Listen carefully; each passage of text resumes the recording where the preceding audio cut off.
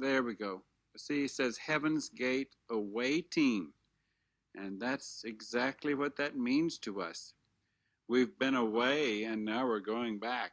What you just saw was an actual excerpt from one of the final videos recorded by the Heaven's Gate cult in 1997, shortly before 38 members of the group would follow their leader into death by ritual suicide. They did so by ingesting a mixture of phenobarbital and applesauce. They all died in matching black uniforms to include brand new Nike sneakers and their custom-made Heaven's Gate away team patches. They also died in a 9,200 square foot mansion in San Diego, for which they were paying nearly $7,000 in cash every month. So how did they do that? Now I know you might be thinking, well, how hard can it really be for 38 people to come up with $7,000 at the end of every month? Well, let's do the math. $7,000 in 1998, adjusted for inflation, makes it like $11,000 today, which would be just under $300 a person before $200 more for miscellaneous living expenses, food. That would make everyone need to come up with, say, $500 at the end of every month.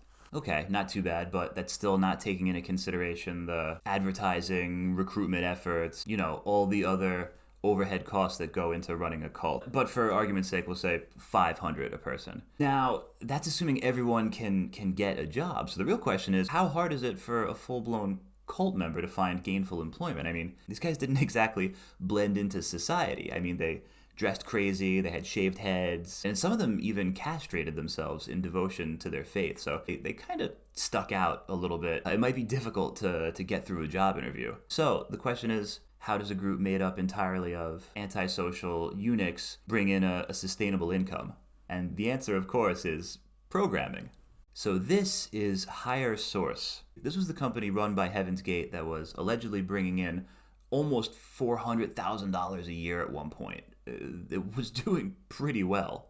You can see that they offered a variety of services. Pretty much one-stop shopping as far as web development needs are concerned. They got website design, graphic design, domain name search and registration, search engine placement, systems analysis and consulting. Basically everything you need to get your small business online at the time. Then you got graphic design, audio, video, security and privacy. And then you have some interesting generically worded programming stuff here. Chances are your cellular phone or pager company uses programs designed by our team of professionals. I don't know about that. Okay, cool. You've got Java, Visual Basic, Assembler, C and C++, COBOL. COBOL is interesting because apparently COBOL is in really high demand right now because of the coronavirus situation. I saw a couple news articles for at least New Jersey and New York, I think. From what I understand, a lot of the old systems, in particular the one for unemployment claims, runs on COBOL, and all the systems are so overloaded right now, and nobody remembers how to code in COBOL anymore, so apparently it's a very in-demand job right now. So if any of the surviving members of this group are watching this, could be a cool new opportunity. And I'm not just saying that to be cute. There really are at least 2 people that are still out there maintaining the group's original homepage, which is also still up, and it looks like this. Actually, not too long ago, they threatened Lil Uzi Vert with litigation because he pilfered this design for his album, which is pretty cool and like retro, kind of edgy thing. I get it. Which brings me to what might be your next question, and that's, how do websites that look like this bring in $400,000 a year? I mean, you can look at some of their clients in the portfolio, and the websites look just like this. Check out the San Diego Polo Club, the Ultimate Thrill Ride, the Ultimate Thrill Ride. Got this nice animation of the horse not really running at a particularly realistic trot there. It's not a trot or a gallop. I don't know what you'd call that. And then, of course, you have the link back to Higher Source. So how do websites like this possibly make any money? Well, there's 2 potential answers to that, and they're not mutually exclusive. First of all, pretty much everything looked like this online in the 90s. I mean, maybe some a little bit better than this, but nothing was particularly great. I'm sure you remember this is pretty much what everything looked like. They were all pretty garbage. And secondly, there's always going to be clients that are going to overpay for bad products in this world. I mean, I know people today, individuals and small companies today, that charge big amounts of money for basically just selling the same templated landing page over and over and over, and people are going to pay for that because they just don't know. And that being said, when this stuff was going on, this was a time before WordPress or anything like that. So the internet in itself was still like a strange new thing in many ways to a lot of people. The prospect of having to design, develop, and deploy your own website was definitely a much more daunting task to people back then than it is today. It would necessitate writing everything from scratch in HTML, which you can see that's exactly what they did here, and I want to show it to you. One thing you might notice right off the bat is that everything is styled exclusively using HTML attributes. There's no CSS at all.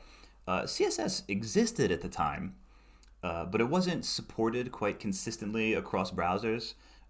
For example, you wouldn't be guaranteed to get the same result between like Internet Explorer or Netscape or something like that. In looking at these styles, you might then notice that there's some text here at the bottom with a font size of 0. In other words, it's invisible. But why? Why would someone do that? Well, here is where it gets creepy again. What you're looking at is an early attempt at keyword stuffing. The idea here is to try and cheat the search engine's algorithms into picking up your site when someone searches for any of these terms. Let's take a look at some of them. You've got abductees, agnostic, alien, antichrist, metamorphosis, Jesus teachings, Lamb of God, level above human, Luciferian, meditation, reactive mind. I think that, I'm almost positive that's a Scientology term. I bet they were trying to pick up some of the runoff from Scientology as well. Also, Yoda. Yoda is pretty interesting, trying to bring in Star Wars people. Actually, not Star Wars, but Star Trek. One of the people who killed themselves was actually the brother of an actress on Star Trek. I have to go back and Google who that is.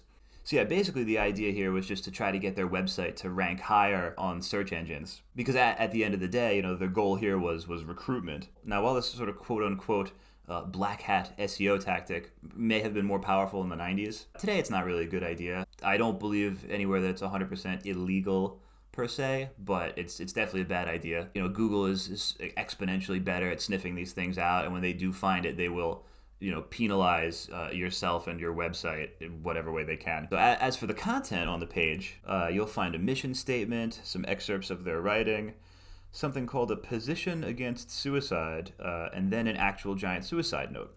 So, we can go so much deeper into all this stuff, but I want to keep this one quick. I really just wanted to address the role of programming in this whole thing. So, what are the lessons to be learned here aside from the obvious? Well, the incredible tragedy notwithstanding, I see one thing pretty clearly. Even if you are so disillusioned with your life, to the point where you're unable to function in normal society, to the point where you need to go out, join a cult, shave your head, and castrate yourself, you can still generate sustainable income if you learn how to code. I hope you enjoyed this video. I'm off to go look at job postings. See you next time.